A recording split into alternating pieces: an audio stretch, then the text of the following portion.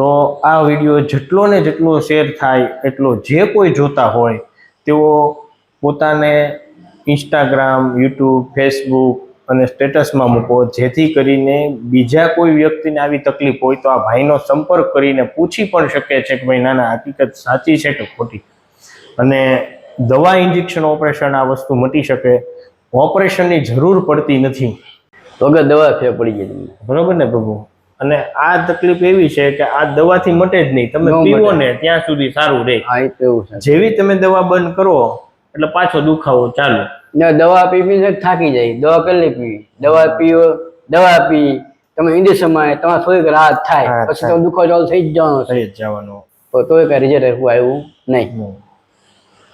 અહીંયા વ્યવસ્થિત આવી ગયું, કરી ગયું, અહીંયા રેડી થઈ ગયું. તો મિત્રો, આપણી સાથે ઈશ્વર પ્રભુજી છે, જેમને ખૂબ તકલીફ હતી L4, L5 અને S1માં, અને ખૂબ એટલે ખૂબ વાત જ કરવામાં. તો આપણે એને પૂછીએ કે કેવી તકલીફ થતી હતી ને ક્યાંથી આવે છે. પ્રભુ, આપ ક્યાંથી આવો છો ને તમને શું તકલીફ થતી હતી? સાહેબ, હું રાજકોટથી આવું છું. મને મણકાનો બહુ દુખાવો હતો. એટલે દુખાવો એટલો કે હું હાલી નતો શકતો. રોવ એવું વસ્તુ થઈ ગઈ એમ.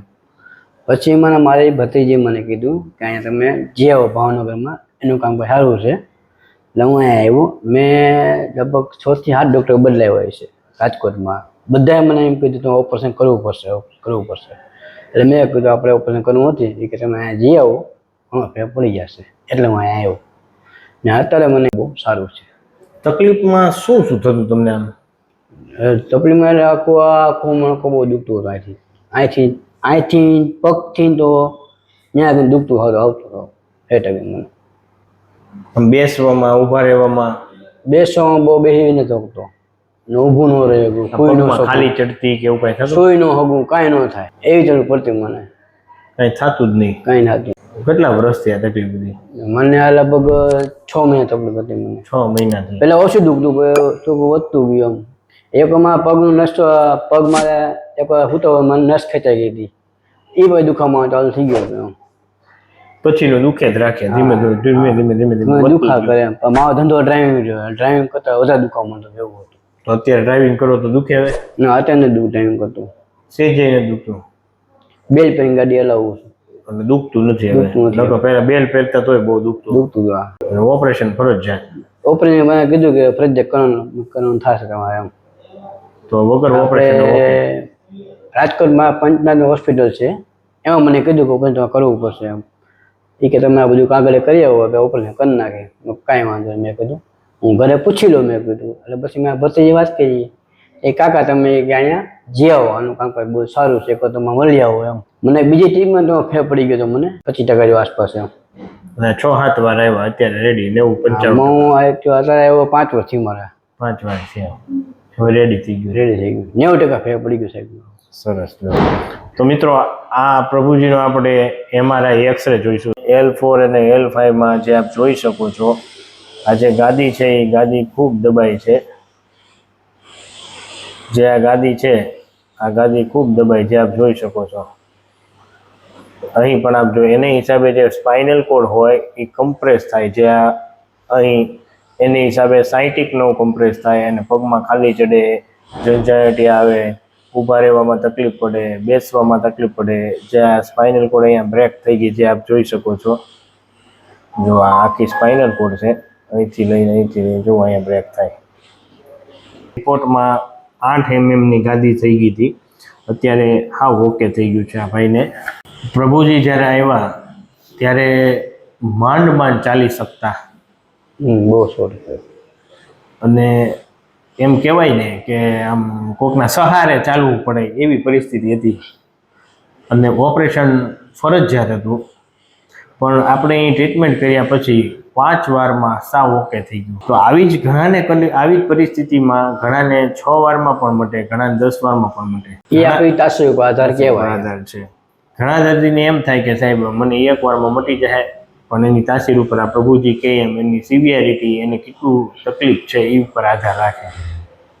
અને તકલીફમાં તો વાત જ કરવામાં, હજી એવી તકલીફ હતી, બહુ તકલીફ છે. અને હવે તકલીફ સાવ ઓકે થઈ ગઈ. સરસ. તો આ વિડીયો અમે યુટ્યુબમાં મૂકી શકીએ? મૂકી દો, તમે શું કહેવા માંગશો? મૂકી દો. એમ. ગામને ખબર પડે કે તમારા માણસોને ખબર પડે. અમે 5 જણા સલાહ આપશે હા જી આવો એમ.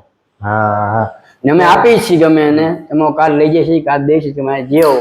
મને 80% પડી ગયો છે, તમે એકવાર જી આવો પછી મને કહો. જો એક જ ધક્કો ખાઈ આવો એમ. તો આવી રીતે ઘણા બધા દર્દીઓ છે. આ ભાઈની ભત્રીજીએ જેમ કીધું કે ભાઈ તમે ત્યાં એકવાર જઈ આવો, તો આ વિડીયો જે કોઈ લોકો જોવે છે તો બીજાને શેર કરો, જેથી કરીને આવા દર્દીઓ છે તે દવા, ઇન્જેક્શન, ઓપરેશન વગર મટી શકે. તો આ વિડીયો જેટલો ને જેટલો શેર થાય એટલો જે કોઈ જોતા હોય તેઓ પોતાને ઇન્સ્ટાગ્રામ, યુટ્યુબ, ફેસબુક અને સ્ટેટસમાં મૂકો, જેથી કરીને બીજા કોઈ વ્યક્તિને આવી તકલીફ હોય તો આ ભાઈનો સંપર્ક કરીને પૂછી પણ શકે છે કે ભાઈ નાના હકીકત સાચી છે કે ખોટી. અને દવા, ઇન્જેક્શન, ઓપરેશન આ વસ્તુ મટી શકે. ઓપરેશનની જરૂર પડતી નથી. વગર દવા ફેર પડી જાય તમને. બરોબર ને પ્રભુ? અને આ તકલીફ એવી છે કે આ દવાથી મટે જ નહીં. તમે ન પીવો મટે. ને ત્યાં સુધી સારું રહે. હા એ તો એવું છે. જેવી તમે દવા બંધ કરો એટલે પાછો દુખાવો ચાલુ.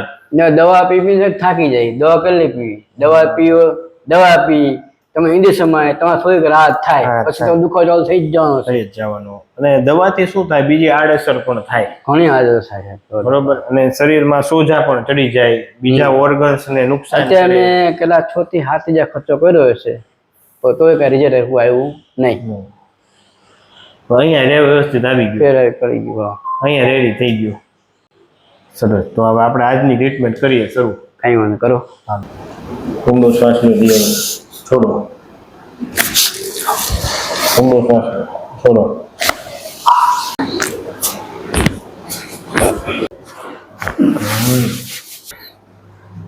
મિત્રો, આપણે જે ગાદીની તકલીફ હોય છે તે લોકોને આપણે સાઈડમાંથી આ L4 L5માં જે આ પ્રભુજીને ગાદીની ખૂબ તકલીફ હતી, તો આપણે સેટિંગ કરી અને આ રીતે બેસાડવાનો પ્રયત્ન કરીએ. અને આ પ્રભુજી દવા, ઇન્જેક્શન, ઓપરેશન વગર આ દુખાવામાંથી મુક્તિ મળે છે એને. વાહ. ઘણા દર્દીઓને એવું થતું હોય કે આવી રીતે કરવાથી હાડકામાં નુકસાન થાય, પણ એવું કંઈ થતું નથી. આવી રીતે મામૂલી રીતે ટૂંકમાં આ ગાદીને બેસાડવામાં આવે અને આ ગાદીમાં વ્યવસ્થિત બેસી જાય તો દુખાવો સરખો થઈ જાય છે.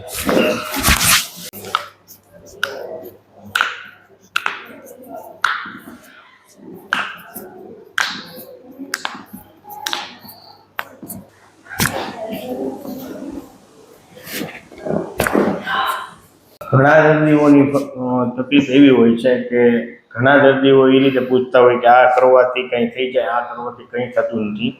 ડાયરેક્ટ ગાદી જ બેસે. ઊંડો શ્વાસ લો, છોડો.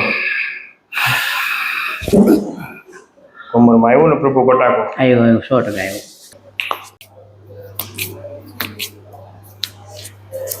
બહુ ધૂળી પેલા આપણે ત્યાં કાંઈ નહીં કરીએ. ભગવાન મળી ગયું એમ 100%. રેડી ને પ્રભુ?